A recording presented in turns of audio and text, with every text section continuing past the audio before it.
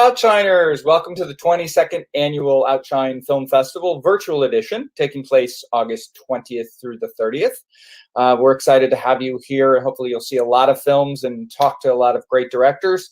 One of the ways that we bring this to you year after year is through our community partners. There are people who really support not only us, but you, community members. And with us for the screening of My Father Marianne, first of all, we have Ariana Center in Trans-Latina, Florida. And here's a little bit of a promo spot about what they do for the community.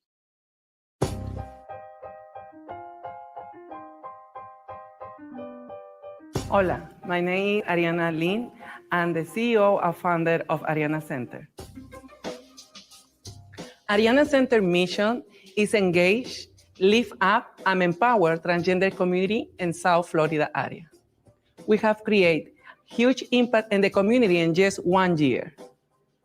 We have helped 39 women in case management for gender transition-related care. I recommend this place to any transgender person seeking services. It's a wonderful place with a wonderful team, and you will not regret it. You'll be very happy. I lived in New York 6 months, and I live in Florida 6 months. So when I'm in Florida, Ariana Center is the place I go for any services I need. 64 name and gender marker changes facilitated. I can remember the very first time that I saw the name that I've thought of, the name that I've seen in my own head, the name that I wrote down, practicing my signature in that name, and I finally see it on my ID. I can't even explain how it makes me feel, but I can tell you that it was a great feeling. And Ariana Center helped me get that and made it possible for me. 24 women supported on a path to legal immigration. The first time when she helped me was when she go to the court and change my name. And then we got to the immigration to change my name and my green card. And now I can get my new name. I can go to my travel license, my social security, and also go to the bank. And now I got my new name and get married with my love. Thank you, Adriana. 18 women advancing skills in English, with 4 completing their GEDs. Hi, my name is Lee Lang, and I'm a board member for Ariana Center, and I'm a proud transitioning trans man. At Ariana Center, we provide many great services. One of the services that we provide is GED classes for our trans women, and also English languages for our trans women. 10 women helped with domestic violence. Any trans woman involved in domestic violence, we're here to assist them, get them all the resources, which is very important in our trans community. It actually saves lives. 24 trainings for government agencies, universities, and prisons in cultural competencies. It was really important for me to partner with an organization that was trans-led and that I knew could accurately represent the voices and the needs of the trans community. Ariana Center is that organization. And 27 women were connected to HIV/AIDS related services and care. Hi, my name is Amelia Gonzalez, and I'm an adult film star. Prevention and outreach is really important for us in our community. Ariana Lynn Center has helped us with condoms and PrEP and educating us about how healthcare is really important. Thank you, Ariana Center, for being so nice and for so helpful in educating our community. It's important that we remain as intersectional as possible in our fight within the fray. And for us, being able to work with Ariana, being able to work with trans groups in general, but most specifically with such an amazing leader as Ariana, it's especially important to be supportive, not only with financial help, but help with tools, resources, with volunteers, with anything that we can do to help lift up the community as a whole. This is the great things we have accomplished in just 1 year with small resources. Imagine what we can do with your help. Please join Team Ariana.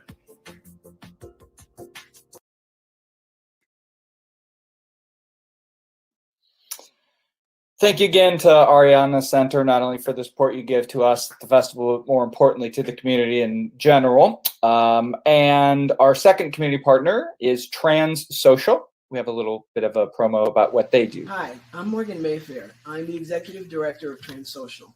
Our mission is to expand the safe and affirming resources available to our LGBTQ+ community. and winning the Inspire 305 grant would be an awesome way to help us spread our message. We want to engage as many small business owners as possible to become safe and affirming workplaces for our LGBT+ community. And we need your help to host educational workshops to teach them inclusive workplace policies, procedures, and paperwork. Our LGBTQ+ community, and especially our trans community, needs access to safe and affirming workplaces in order to thrive. Please help us create more diversity and inclusion in Miami's small business workforce.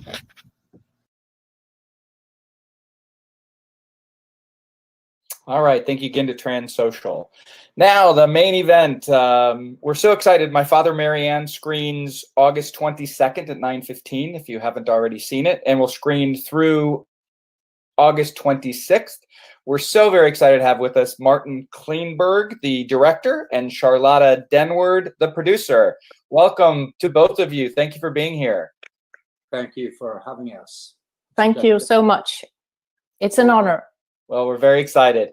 And I mentioned that some people may be watching this on YouTube and haven't seen the film yet. They might see it later. So just give us a brief synopsis, if you will. You know, we sort of do our own, but it's always nice to hear the director sort of tell us a little bit about what your film is all about.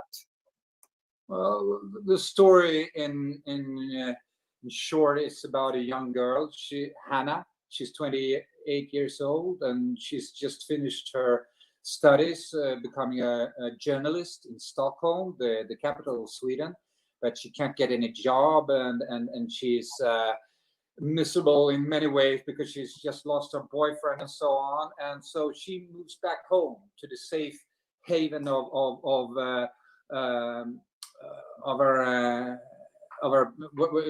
her parents, basically, and in particular her father. And she's really her father's daughter.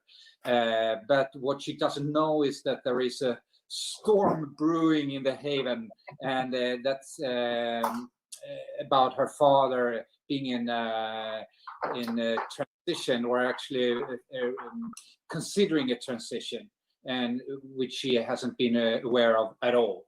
And that's the start of the main conflict in the film, how she handles and so on. So it's more or less a love story between a father and her daughter, and how they have to find a new way of being together, you know, with new circumstances.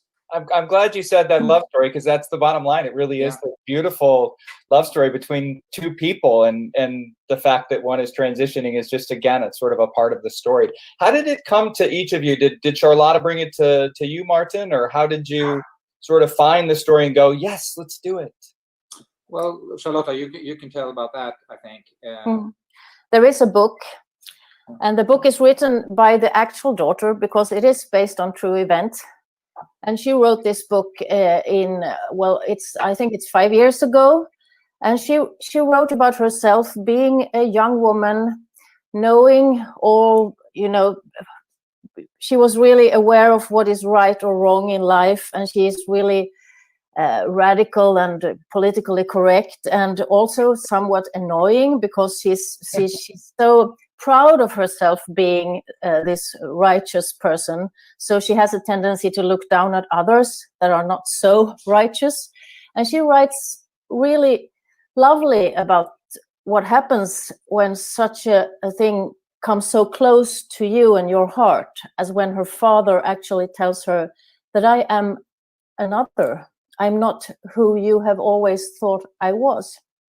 And she knows what to think and how to react, but she can't handle it. And I love the book, and I love the way she told this story. And I also figured that there's a possibility of comedy, because there is something comic about us, all of us, wanting to, you know, to be something that we cannot always, we cannot attain our own ideals. So, and I knew Mårten is a great director, and you have a feeling for family stories with lots of humor and also lots of heart and sorrow. So I asked him, and to my great pleasure, he said, yes, thank you. Was there any hesitation, Mårten? I know you've done GLBT stories in the past. I believe you did Cockpit, but was there any hesitation, or did you say, yeah, let's do it? I mean, I'm happy to have many offers, actually. So I never. So it has to be good for me to say yes. But this was interesting from the start. I think the main conflict, as we were talking about, was very interesting from the start. But then the process started where we and the writers Ida Kjellin and Daniel Karlsson started to develop their own story, our own story, based on the novel, but quite freely based on it, you know. And that took, I don't know, a year and a half, something like that. And we rewrote it and so on. But I knew from the start there was an interesting theme there. So it just had to be even better in the details. One of the things I find really interesting is that the characters are far from one-dimensional. They're very layered, and their relationships, you know, you talk about Hanna being that sort of troubled, can't find a job.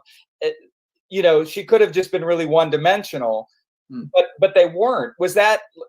Did you find people who instantly you knew had that sort of complexity to them in the casting, or is it something you sort of worked with to bring that out? Because it is such a, you know, it's such an integral part of the stories that they're all these sort of multi-layered characters and their relationships.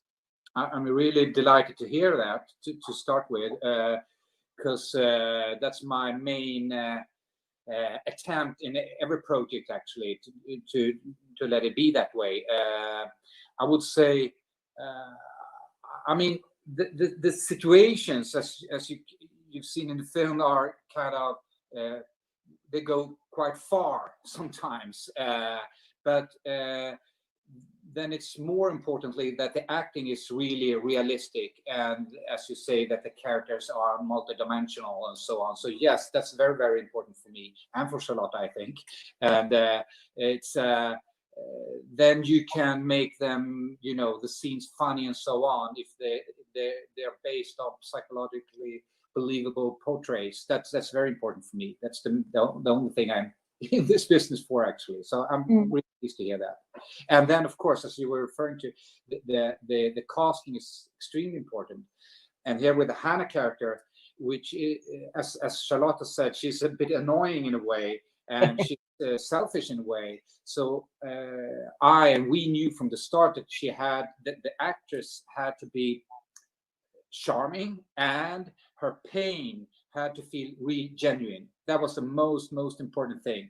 And for that, you need an actor who has the capacity to make herself vulnerable, as I think Hanna has, really. So yeah, I'm pleased to hear that came through. Yeah, and actually, one of the things that draw me into the story is that Hanna could have been myself. But it's easy to understand her, and it's funny, and it's also heartbreaking. And I think sometimes it's also an interesting story to tell, that it's not that easy.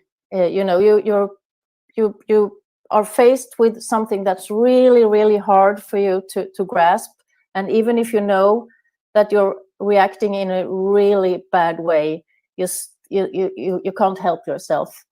And I felt so much for her.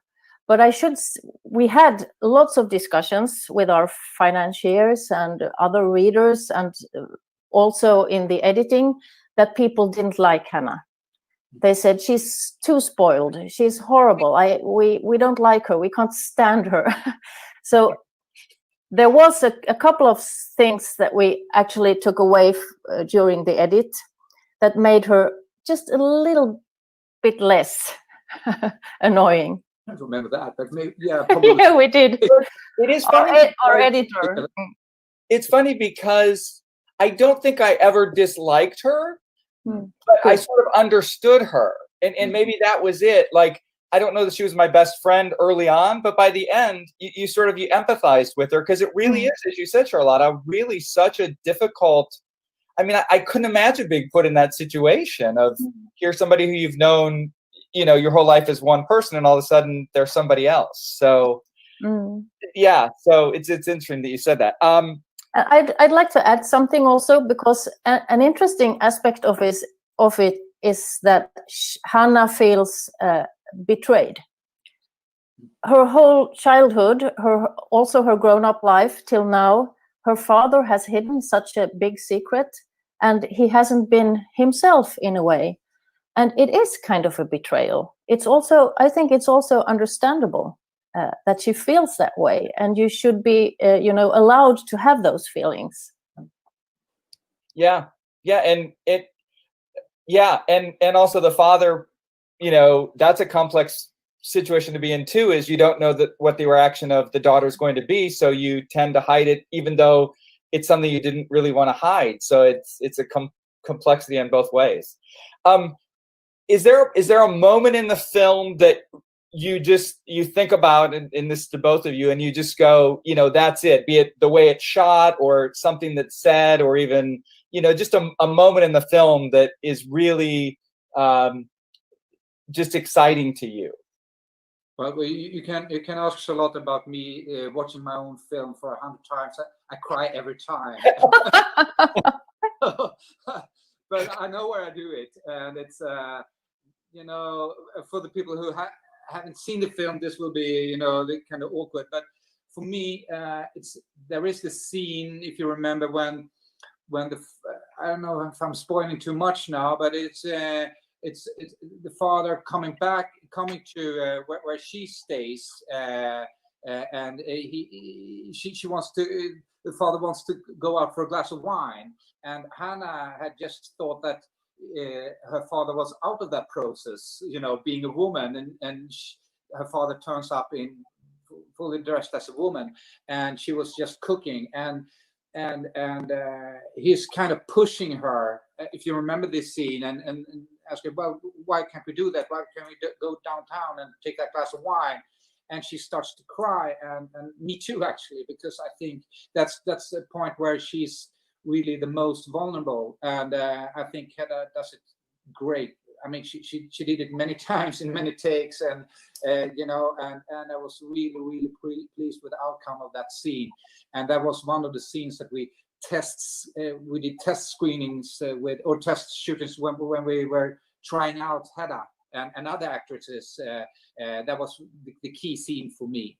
And then there is another scene between her father and Hanna's mother, when Hanna's mother says that she can't do this anymore. She wants to leave him, but they're still best friends, she says. And he says, "You're my best friend," and that's what they say to each other, and that's the most beautiful thing you can say, actually. So that's actually almost make me cry now. Thank you for sharing that. I'm too, kind of shaky. Yeah. Yeah. Charlotta, you have a favorite moment, or? Well, I'd say my favorite. I agree with Mårten about those scenes, but also during the process, I think there was, and the shooting also, one of the great moments was when Marianne was born to us all, because Rolf Lassgård is one of the absolutely greatest actors in Sweden, but of course we didn't know how this would turn out. It's a process, and we have the makeup, and we have a costume, and lots of talks, especially between you, Mårten, and the actor. And we think that we really found his look, and Marianne came to life as such a true person. At least that's what I think. And it was so wonderful during the shoot, because we shot it chronologically. So at first there was Lasse, and then came Marianne. And I think the whole crew fell in love with Marianne. It was such a great feeling to see her come along and just be herself.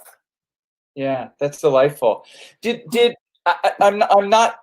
How familiar were you with sort of the life of a trans person prior to, and did you sort of get any unique perspectives or insight while doing the film. I think one of the things that I really enjoyed is the transition was part of it, but it really didn't focus on the transition as much as sort of being who you are and then who you've become. Did you have any background in the subject before you did it? And again, how did that sort of after, was there any difference? I hadn't, but I made my research, and usually that's a good way to do it. If you're a writer, you start by guessing, more or less, because if you bury yourself in a lot of research, you can get stuck there. So it's better that you try to find out. Now we have this book which it was based on, so it was, it was already researched in a way, but then I had to do my research as well, and Charlotta as well, I believe, and I talked to many people in the trans community and people in similar situations and people working with these questions and so on, and that was really interesting. But before, no, I wouldn't. And I'd like to add also that the father, the real person, Ann-Christine, and the daughter Esther, they were involved during the process, and they read the script. And as we made so much up, to make it a full story with all the plot points and whatever you need to make a film. And we said, if you're not fine with this, we can just, take out your names, and we will never tell that it has anything to do with your book. And they said, fine, we understand what you do. And then during the whole process, we had lots of contact with Ann-Christine, especially, and the actor Rolf, who plays Marianne. They became friends, I'd like to say, and close, and they had lots and lots of discussions and dinners. And so I think he of course, you, Mårten, did a great job as a director, but Rolf also found a lot of keys from Ann-Christine. Definitely. Yeah, and they have been so supportive, both Ann-Christine and Esther, throughout the whole process, and that has been. I don't know if you noticed that, but in the very end of the film, there is actually this still of the four of them together, and that is really pleasing that it was that way. Yeah. Sure, I think it says a lot about you as a cast and crew that you're willing to sort of, take on that responsibility. Can you hear me? We've lost Mårten, or we've lost me. Charlotta, are you there? Yeah. I can hear you. Great. I was saying it says a lot about you and your cast and crew that you were willing to take on that added responsibility of being true to the story and having those people sort of reaffirm.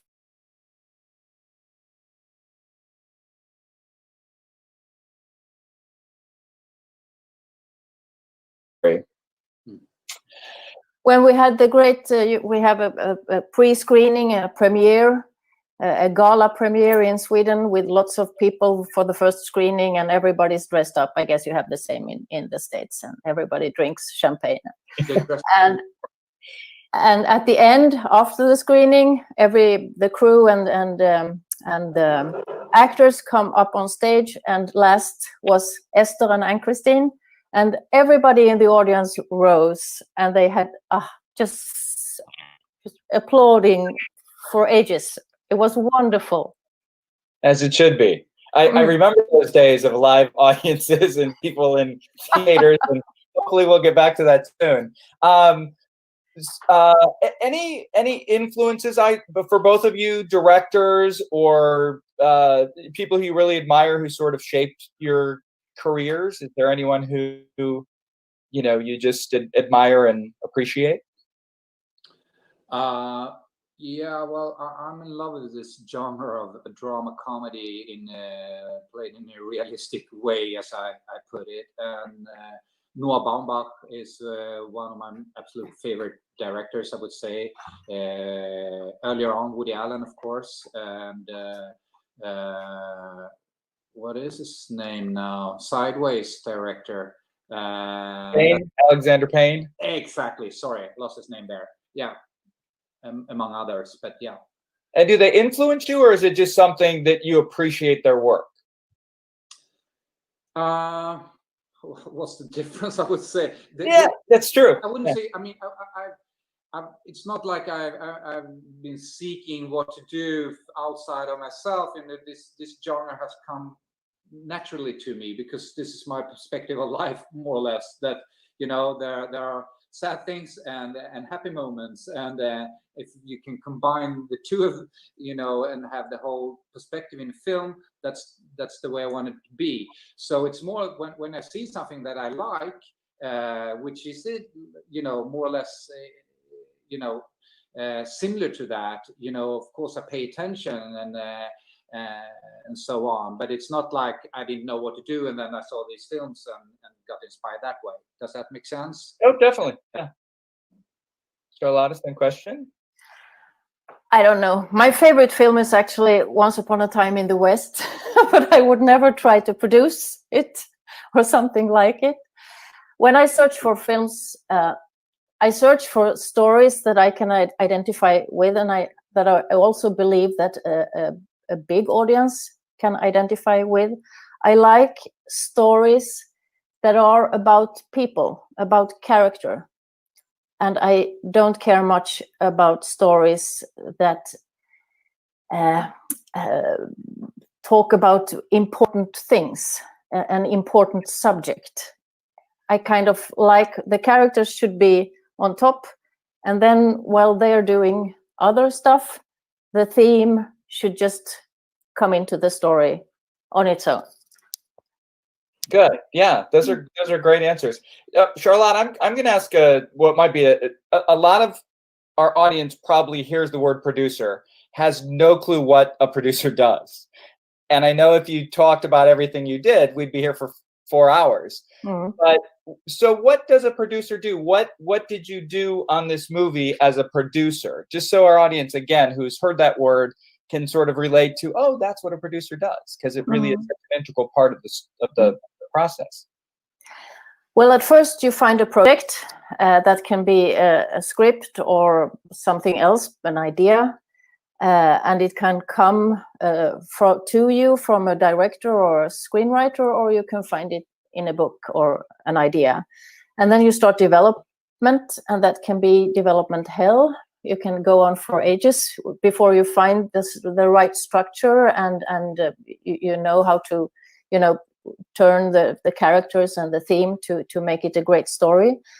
And then it's my job to find the right team around it, the right director that fits the story, and then to convince the financiers to put their money into the film with a suitable budget, and then see that the whole shooting goes as it should be, and that we're on budget. Always talking with the director.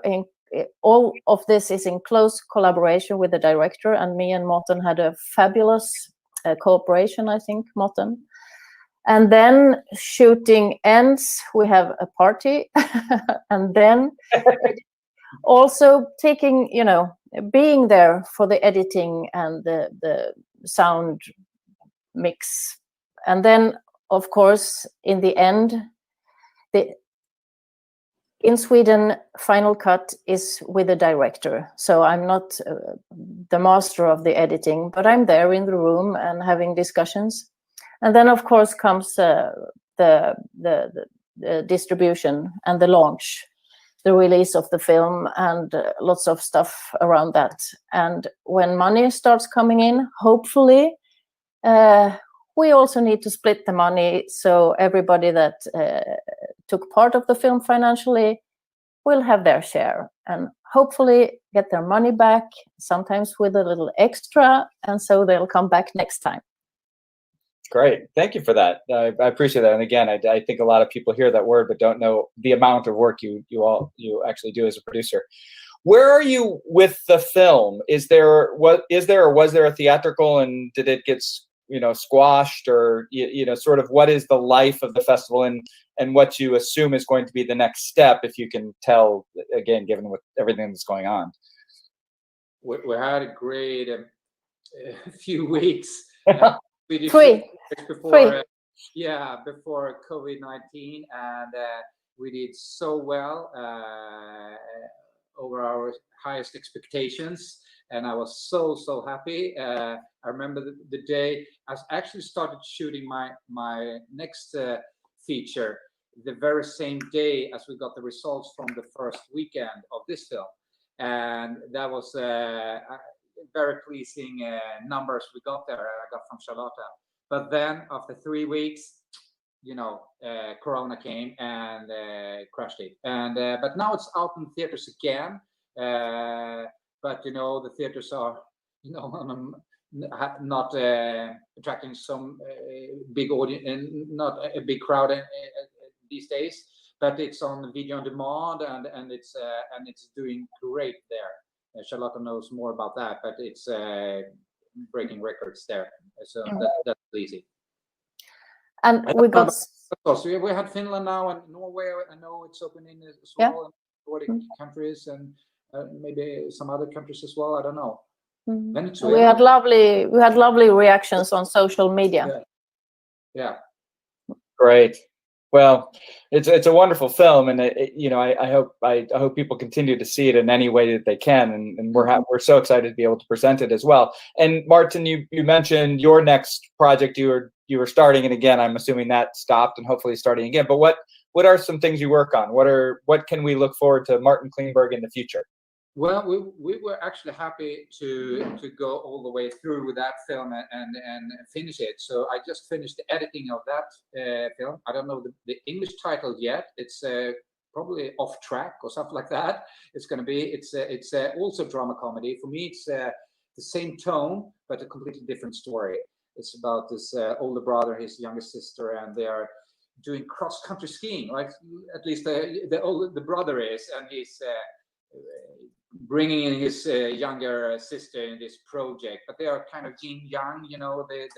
He's a very competing big brother, and she's falling on every obstacle. So they are opposites, learning from each other. So that's next feature for me, and it's going to open in January. But then I'm also in a project, another feature film that I will shoot in the upcoming spring here. Also, the same tone, I would say, drama comedy. Some kind of a what would that be, Charlotta? Friendship. Unexpected friendships. Yeah. That's the next one to shoot. I'm a huge fan of the genre, so keep doing it. Charlotta, you have anything coming up? Are you working on both those projects? I actually started the friendship project and made Mårten come into it, and then I got a new job. So I'm starting working at Swedish Podcaster as executive producer.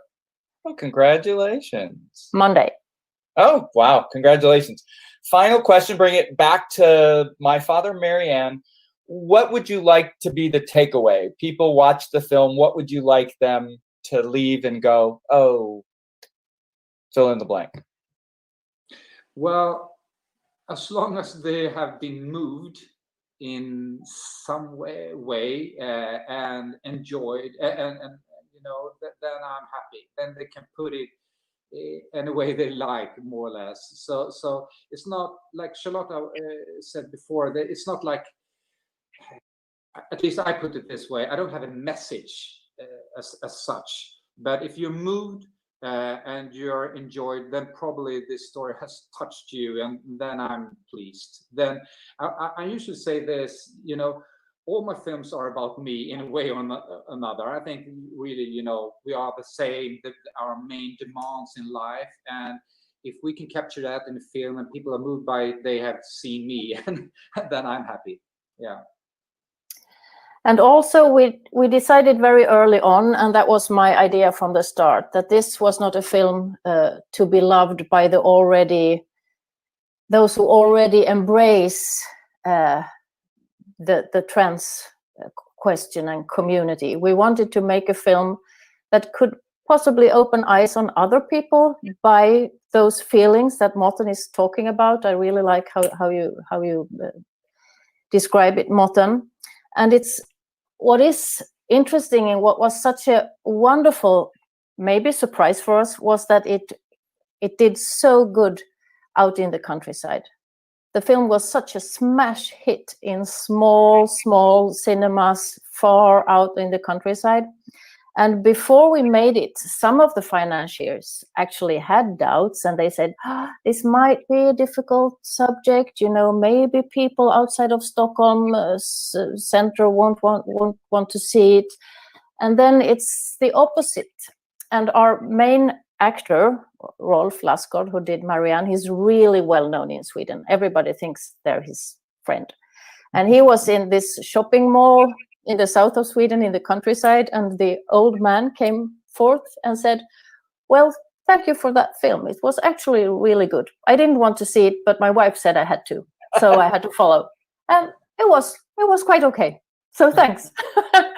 So we figure, well, that's actually the best thing that could happen. Yeah, I agree. Yeah, you've succeeded if you get the country on your side. So thank you again for not only for making the film, but for sharing your experiences, making the film with us. We appreciate it. We, keep making great films, and thank you, Mårten. Thank you, Charlotta. And, hopefully someday after this is COVID crisis, we'll be able to meet in person and say thank you again. But we really appreciate it. And so thank you. Thank you. It's been a pleasure. Thank you. We'll leave you now with the trailer for my Father Marianne, August 22nd through 26th at Outshine 22nd Annual Film Festival. Thanks again. Thank you. Take care. Bye-bye. Tycker att det är lite konstig stämning med mamma och pappa. Pappa, Hanna tror att du har en älskarinna som heter Marianne. Ska ni skiljas? Det är inget sånt alls. Det kommer gå väldigt dåligt för mig om jag blir skilsmässbarn. Jag har vad man skulle kunna kalla en kvinnlig sida. Det här är någonting som jag har känt hela livet. Marianne, det är jag.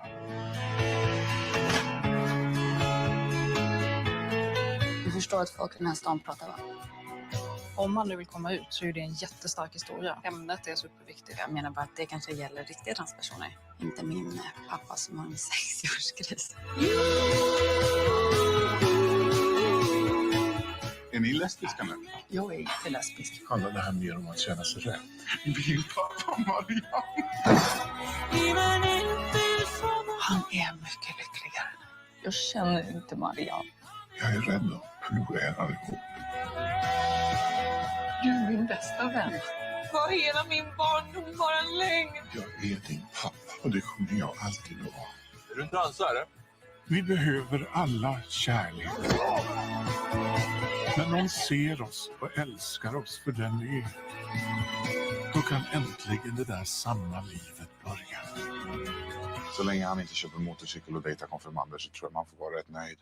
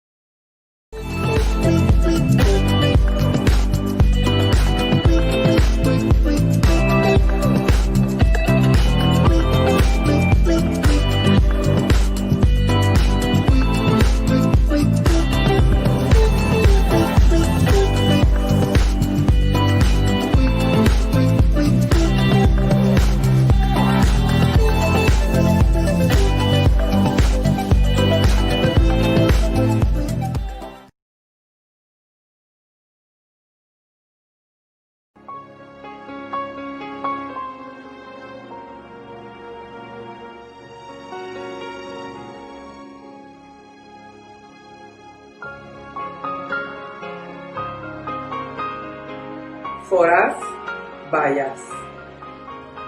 Ariana Center is the only direct service and advocacy organization based in South Florida, led by a trans Latina openly living with HIV, with a mission to uplift and support transgender women of color in Florida, Puerto Rico, and beyond. We provide free mobile HIV testing and match clients to care and prevention, case management to help with name changes, referrals for legal support, and provide overall linkage to medical and mental health care. We also provide emergency-safe housing for trans women in distress and those released from incarceration and ICE detention. We provide scholarships for GED and technical school, as well as coaching to help trans women enter the workforce. On the advocacy front, we train trans women of color and LGBTQ people to become activists and help educate elected leaders at all levels of government on issues and policies that are vital to the lives of people of trans experience. Ariana Center, empoderando a nuestra comunidad transgénero.